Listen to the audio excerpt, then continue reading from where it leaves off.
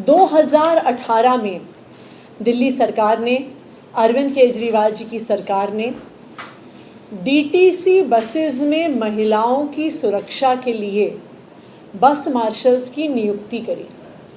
इसलिए करी कि महिलाओं के साथ छेड़छाड़ ना हो, इसलिए करी कि महिलाओं के साथ बदतमीज़ी ना हो, इसलिए करी कि बच्चे और बुज़ुर्ग डीटीसी बसों में सुरक्षित रहें। इन बस मार्शल्स का बसों में होने का फ़ायदा, जो महिलाओं को, बुज़ुर्गों को, बच्चों को सुरक्षा मिली, इसके कई प्रमाण दिल्ली वालों ने देखे कि महिलाओं के साथ अगर कोई बदतमीज़ी कर रहा था तो बस मार्शल्स ने रोक दिया, किसी बच्चे को अपहरण करने का प्रयास हो रहा था तो बस मार्शल्स ने रोक दिया, किसी बुज़ुर्ग को मदद की ज़रूरत थी तो बस मार्शल ने मदद करी। लेकिन भारतीय जनता पार्टी को बच्चों, बुज़ुर्गों, महिलाओं की ये सुरक्षा जची नहीं। भारतीय जनता पार्टी को जो 10,000 गरीब परिवार के लड़के लड़कियों को बस मार्शल के तौर पे काम मिला, वो जचा नहीं।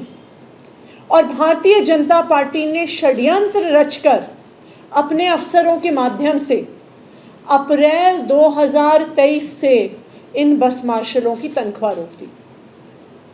अरविंद केजरीवाल जी ने मुख्यमंत्री के तौर पे, उनके मंत्रियों ने लगातार अफसरों को आदेश दिए तनख्वाह देने को, लेकिन भारतीय जनता पार्टी ने बस मार्शलों को तनख्वाह नहीं मिलने दी। और फिर अक्टूबर 2023 में भारतीय जनता पार्टी ने अपने अफसरों के माध्यम से इन बस मार्शल्स को अपनी नौकरी से निकाल दिया। तो एक तरफ बसों में महिलाएं असुरक्षित हुई, दूसरी तरफ 10,000 से ज़्यादा गरीब परिवार के लड़के लड़कियां बेरोजगार हो गए। अरविंद केजरीवाल जी ने बार बार कहा कि इन बस मार्शल्स को वापस रखा जाए, और उन्होंने प्रण लिया कि चाहे कितना भी संघर्ष करना पड़े, इन बस मार्शल्स को वापस नौकरी पे रखवाएंगे। इन बस मार्शल्स ने, इन लड़के लड़कियों ने 1 साल तक लगातार सड़क पर संघर्ष किया और उनका साथ दिया आम आदमी पार्टी के विधायकों ने, उनका साथ दिया आम आदमी पार्टी सरकार के मंत्रियों ने, चाहे हमारे विधायक हों, चाहे हमारे मंत्री सौरभ भारद्वाज जी हों।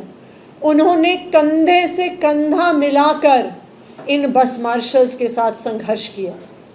उन्होंने लाठियां खाई, डंडे खाए, पुलिस द्वारा गिरफ्तार हुए, लेकिन बस मार्शल्स के इस संघर्ष में उनके साथ खड़े रहे।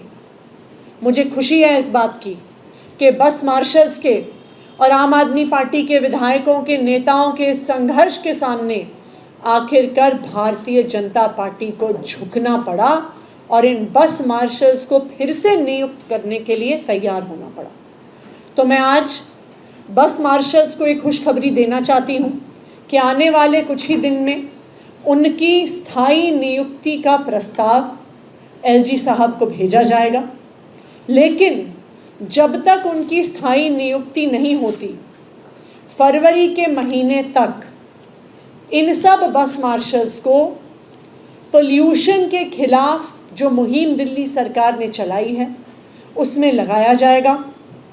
आज ये प्रस्ताव दिल्ली सरकार ने पास किया है, जिसमें 10,000 बस मार्शल्स एवं जो और सिविल डिफेंस वॉलंटियर्स थे, जिनको अक्टूबर 2023 में भारतीय जनता पार्टी द्वारा निकाला गया, उनको अगले 4 महीने के लिए पोल्यूशन कंट्रोल रिलेटेड कार्यों के लिए रखा जाएगा, जिसमें शामिल है पोल्यूशन कंट्रोल सेंटर्स पे निगरानी रखना, जो पोल्यूशन हॉटस्पॉट्स हैं उनका पूरा मैनेजमेंट देख रेख करना, जिसमें साफ़ सफाई, पानी की स्प्रिंकलिंग, ट्रैफिक कंजेस्शन को रोकना, जिसमें कूड़े को जो जलाना है, जो कंस्ट्रक्शन और डेमोलिशन वेस्ट फेंकना है उसको रोकना, डीजल जनरेटर्स के इलीगल उपयोग को रोकना, और जो शिकायतें ग्रीन दिल्ली ऐप में आ रही हैं उन शिकायतों के निवारण को फॉलो अप करना।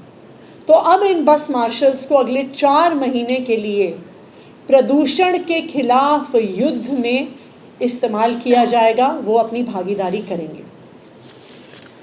आज दिल्ली सरकार ने ये फैसला लिया है, तो मंडे से इन बस मार्शल्स का कॉल आउट नोटिस इशू किया जाएगा और ट्यूसडे और वेंसडे से ये बस मार्शल्स आके अलग अलग डिस्ट्रिक्ट्स में डीएम कार्यालयों में अपना रजिस्ट्रेशन कर सकते हैं।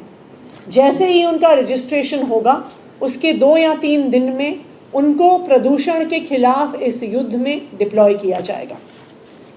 आज जो ये फैसला लिया गया है बस मार्शल्स को 4 महीने के लिए फिर से काम पर लगाने का, ये इस बात का प्रमाण है कि भारतीय जनता पार्टी दिल्ली सरकार के काम कितने भी रोकने की कोशिश करे, दिल्ली वालों को कितना भी परेशान करने की कोशिश करे, लेकिन आखिरकार दिल्ली वालों की जीत होती है।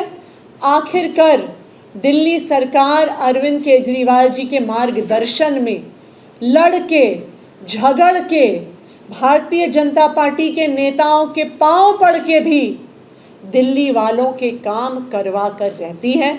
और मैं सभी दिल्ली वालों को ये आश्वासन देना चाहती हूँ कि बिल्कुल इसी तरह जो काम भारतीय जनता पार्टी ने रोके हुए हैं वो अरविंद केजरीवाल जी के मार्गदर्शन में दिल्ली सरकार पूरा करेगी। बहुत बहुत धन्यवाद।